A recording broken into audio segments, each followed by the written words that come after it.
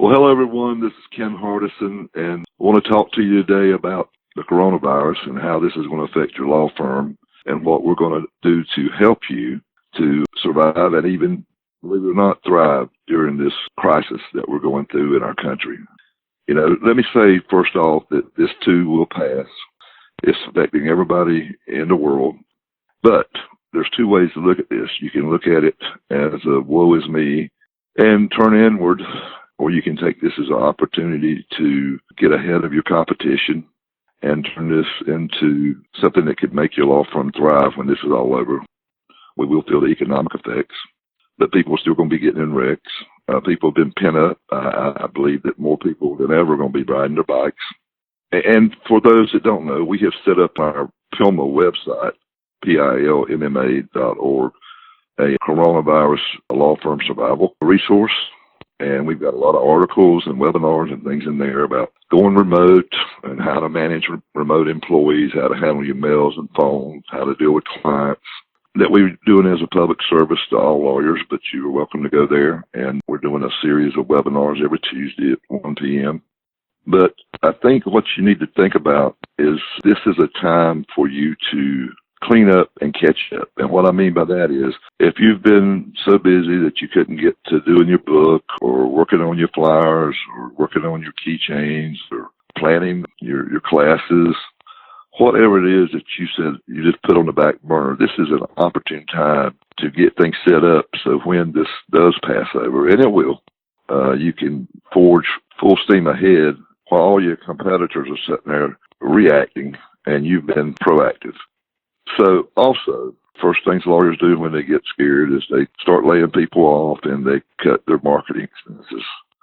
And I think this is definitely the wrong way to go. This is when you've got time to really strategize and think outside the box.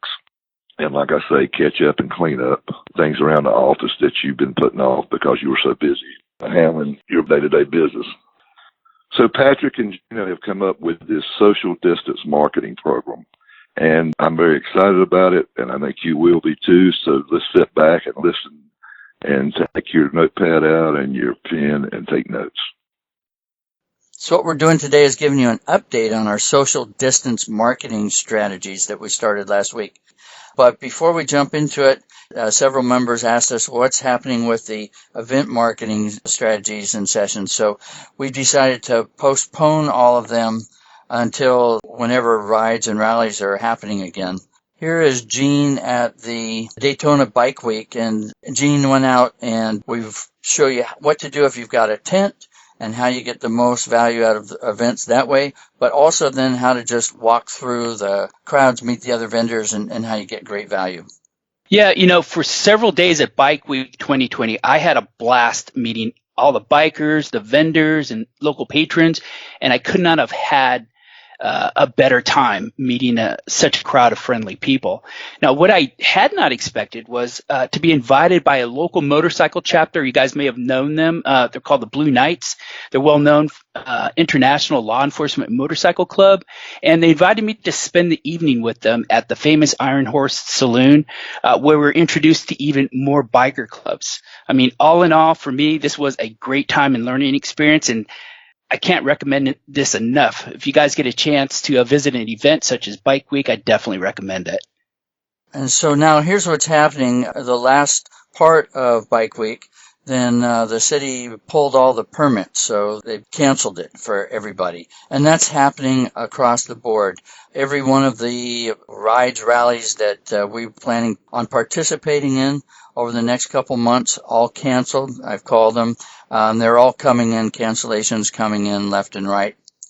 Now, we still have plans for the Sturgis Rally, and of course it's going to be the 80th anniversary, so it'll be a big deal.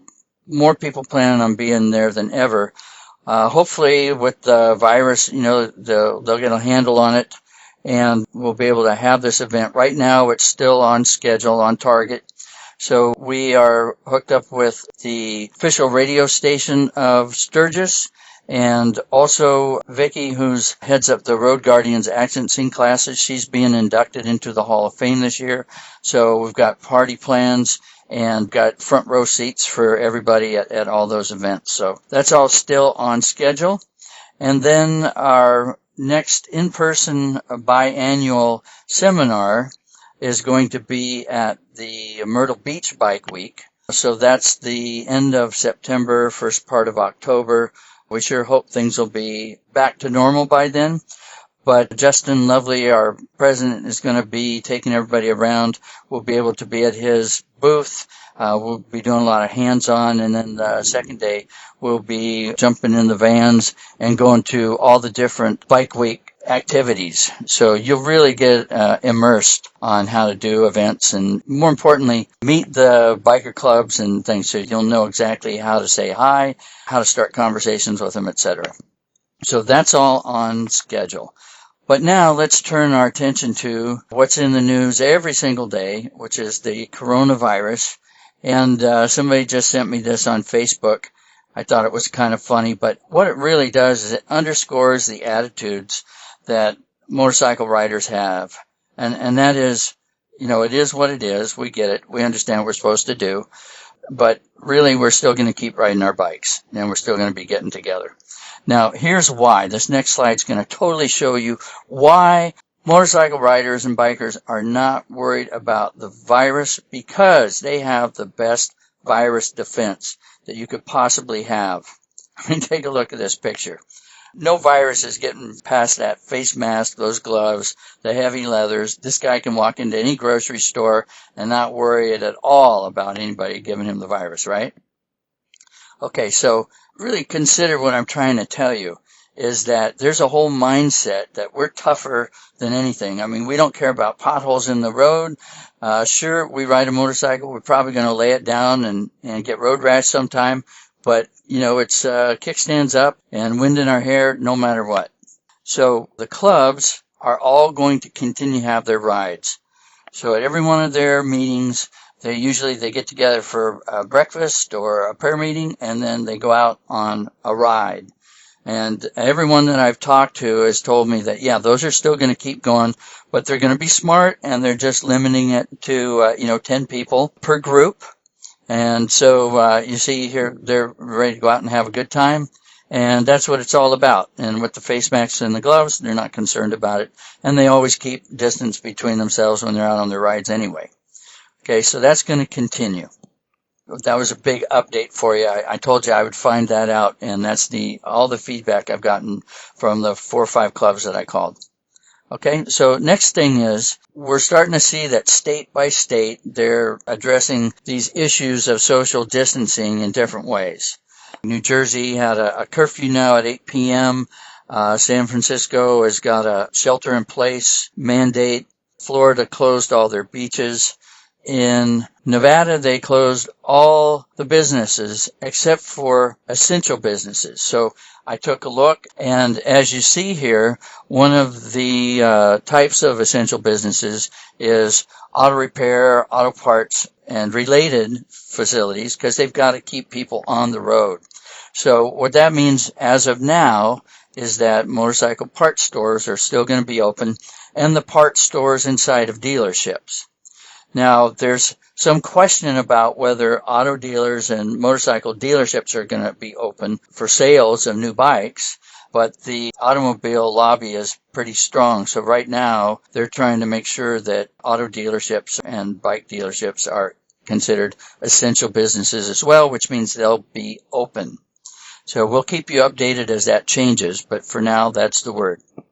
Okay. So, turning our attention to a couple of our programs, people were wondering, well, how are they going to be affected? So, of course, the accident scene classes, this is where we get our best motorcycle cases. We get our best referrals, and it's the easiest way to connect with clubs and have them know you, like you, and trust you. And we have classes for police and firemen and EMTs. Okay, so what we've done is transition to online courses, which are available, and it's still going to teach the same things, helmet removal, use of tourniquets, freeing the airways and all important things that you need to know if one of your buddies goes down, one of your brothers, when you're on a ride. So even though we have had to postpone the classes that we have scheduled all through the end of March and April and May, we're going to continue by letting the clubs get all the online course materials, and then instead of having a full 8-day class, they'll only have to attend a 4-hour class where they actually get the hands-on. So that's still scheduled, that's still going, and it also is something then that you can be offering right now because people are going to be home bored, wondering what to do, and so to read ahead and see the videos and get that training, that'll be something they're interested in right now.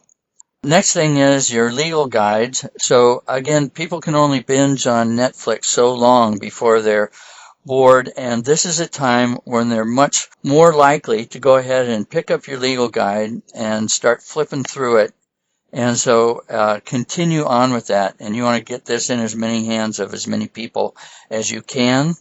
We've got our mailing list, and then you can be posting this on your social media as well, telling them to download, or you'll mail them a copy of your legal guide. Okay, our brand ambassador program is, again, this is a state-by-state, attorney-by-attorney decision about, how you're going to have your brand ambassadors go out.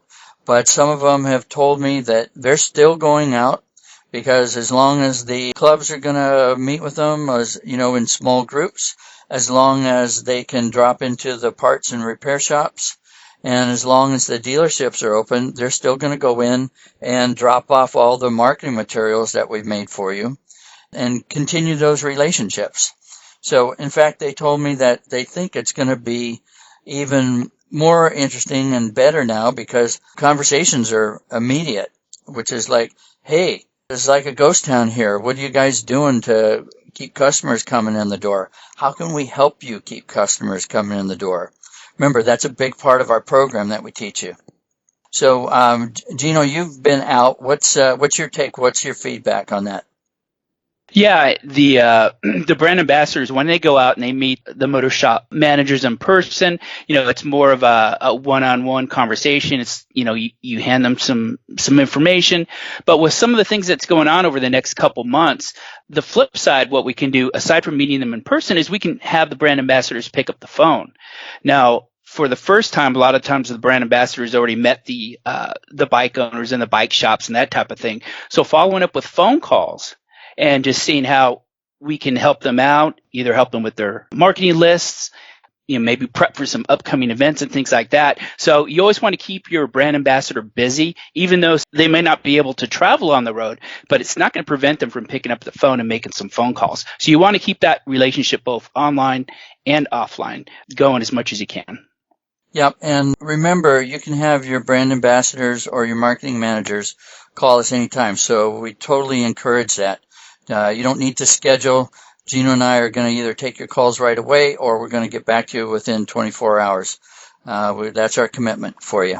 Okay, the next thing is Facebook and social media. So now is the time for your brand ambassadors to really transition to that even more than they're doing right now, and work with each of our attorney members to create some short videos and things like that, things that you want to be posting. And these can be easy things where you're talking about, let people know about closures or cancellations of rides.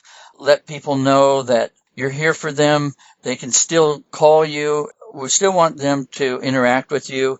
Now's a good time for you to be telling them about insurance coverage and seeing if they want to have some over-the-phone conversations where you can get on a conference call and talk to them about how your law firm can help them. So they're still interested in things like that. Now, the other thing I wanted to point out to you here on Facebook is you can be looking up other motorcycle attorneys. We do a little sleuthing here. We've got all of our swipe files and our reverse engineering. We've got that nailed down. We put that up in the vault. So when you want to get some ideas and tips and see what other people are doing, so it'll spark your thoughts and your creativity, the way you do that on Facebook is you look on the left and click on their posts and videos, And then sometimes you'll see the ads and stuff that they've run as well.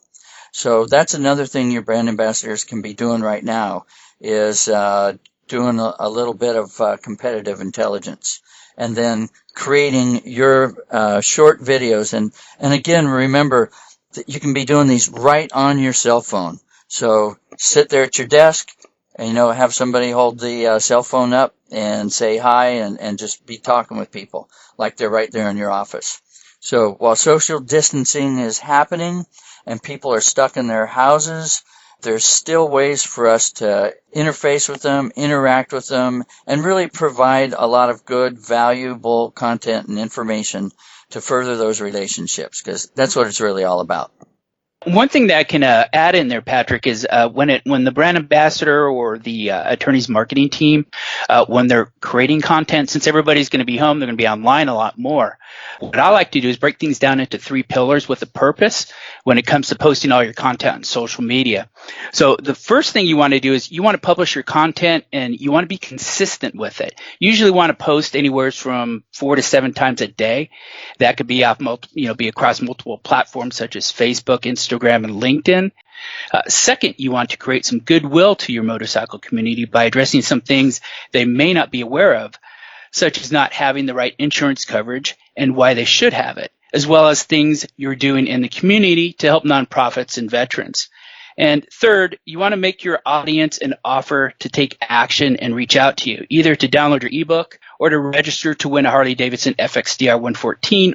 And especially one of the things that you can do for the motorcycle riders is tell them about your accident scene management class, so they can have a reason to call you to find out more information about that. So those are just some of the things that you can do, but you just want to be consistent with what you post on a consistent basis, like I said, anywhere from 4 to 7 times a day.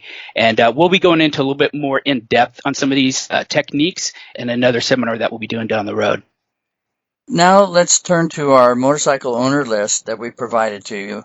And again, this is all the motorcycle riders and owners who are within 60 miles of your office location. Not only their addresses, their postal addresses, but also email addresses and phone numbers. So first thing you're going to want to do with that is talk to your social media person and set up custom audiences. So what this is, it's a matter of matching the people on your list with people who are on Facebook, and then that creates a smaller audience of people who are very targeted to your area, and that's who you post your ads and boost your post to. Okay, so not only can you do that with Facebook, but also you can do that with Twitter, and then depending on the volume of your advertising, you can also do that with Google. Okay, so that's the first thing you do with the list. The second thing then is let's start looking at postal mailings and really reaching to people in their homes when they've got time to look at stuff and read. So now's the time to do your printed monthly newsletters. Obviously, we've been sending out your PDF versions to your MailChimp list that we set up for you, but also now's the time to actually get some printed ones done. They get a huge response. Ken continues to tell me if he only had one marketing method that he could do and he was starting up again, it would be sending out the monthly newsletters. So those are all produced for you and they're customized for you with all your contact information on them. And you really want to get them out. It tells people about your win a motorcycle contest. It gives them direct links to your legal guide and then encourages them to call about the accident scene safety classes. Next thing is I love mail and I love sending out informative letters. And now is the time to tell people about what? About the coronavirus and what it really means to motorcyclists and bikers and clubs and things like that. Okay? So don't send out something that says wash your hands. People have heard that 1,000 times. But tell them what your firm is doing right now with social distance marketing to stay in touch with them and give them things that are interesting to read and look at online. In your letter, you're going to include a little introduction to your firm. You're going to fold up one of your newsletters and toss it in there. What else can you do? You can put in the writer VIP cards that we've helped you create. And then, of course, a little flyer on the Win Harley contest that they can share with people in their home and et cetera. Okay? So a little letter, they'll take the time to read it now. And that's the thing about getting some direct mail in their hands and getting some of your other print pieces made. So again, while you've got some time and maybe people are not coming into the office, you're working remotely, you're wondering what you're going to do, now's an excellent time to get your shock and awe package all put together. And we've covered this before and had a whole session on that. So if you want to have your marketing managers get a little catch up on that, have them call Gino and I, and we'll walk you through what you want to have in your shock and awe package and everything you need to do to create it, including the printer that we've gotten discounted pricing for all of our members of the National Academy of Motorcycle Injury Lawyers. All right? The next thing is, now's an interesting time for postcard ads. They're inexpensive, and you can nail down your list real quickly. One of our members shared something interesting, and that is you can have sort of tabs on the postcard. You get an oversized postcard, and then you can have a little tear off there. So basically, they can have printed on one side a tear off that's your business card with a link to your Win a Harley contest, and then on the back of that card that they tear off is everything about your Rider VIP benefits that you provide. So that's a very interesting way to get even more exposure out of a postcard, because it's not just showing up and getting tossed away. They're going to tear off the little insert and then stick it in their wallet. Okay, so now when we start talking about printed pieces, obviously we've got some expense into that.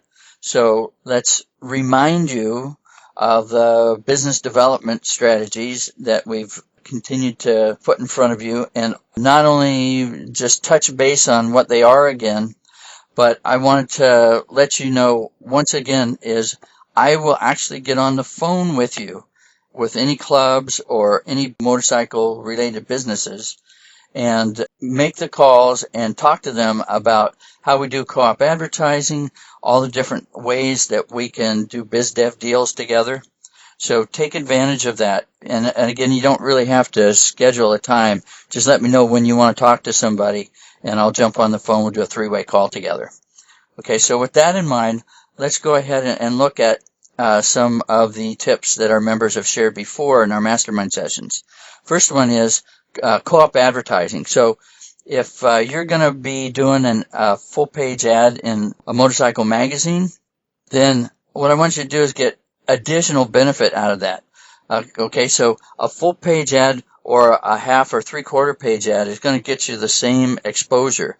But now if you took the bottom part of that full page and you put some smaller ads in there for a couple of your premium partnerships that you're developing, then that's going to go a long ways towards cementing that loyal bond that they have with you.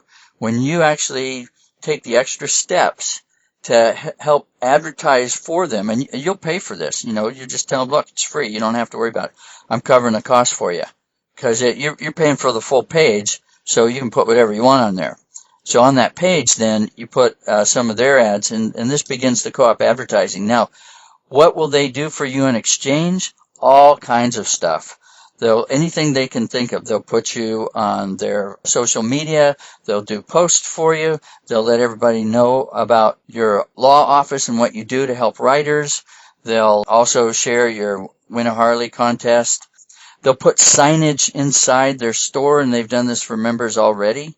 So these are all the things that they will do for you. They'll also be telling you where else to advertise that's worked for them in the past. So definitely, this is a real hot tip shared by one of our members. Okay, so the next thing is splitting the cost. You can take one of those oversized postcards and do the same thing where you're having different partnerships, putting their ads up there. And you might have your graphics guy create the ads for them, because a lot of them don't have that facility. So you're providing a resource, and then just tell them, look, we're just splitting the cost between everybody. And they'll be happy to do it, especially right now. They know they need to keep advertising, and they don't quite know how or what. So by bringing these ideas to them, they'll appreciate you. Next thing is, if you're going to be sending out direct mail pieces in envelopes, stuff your envelopes. So ask your dealers for what they have for discounts or coupons, or, come in and do a ride classes, or their new motorcycle offers. So whatever the dealership has that's printed and glossy and looks nice, include those in your mailings. It gives you that extra interest and attention to anybody opening up the envelope. And they also then recognize that you're totally involved with the motorcycle community. So it gives you a win-win-win benefit. Okay, so leverage these relationships, and you'll be mailing to your bike owner list that we provided you. They will either share the cost with you, or they'll offer to mail to their customer list. And you can, of course, tell them you'll handle the mailing, the logistics and everything. If they just want to provide your list and cover half of the cost of the mailing, then you'll do all the labor and stuff for them, which they might appreciate. Okay, so if you're handling that for them, they really will see that you're going to that extra level to help them get customers and stay in front of their customers. And then, of course, you can trade your email database. And what will they do in exchange for you? Again, signage, social media, all kinds of things. And then when things kick up again, then we can all be in a position where we're cross-mailing and cross-posting the upcoming events. So once we start that again, everybody's going to be loving it, and you'll be in play position better than anybody else in your market area. And then just to wrap up, I want to underscore what we're doing in this program. So everybody's at different levels. Some are just starting. Some have been at it for the last couple of years with us. But you've got the brand marketing, which is showing you are the motorcycle injury lawyer in your entire market that people should be coming to. And we've got all the done for you marketing materials and the done with you marketing plans to brand you that way.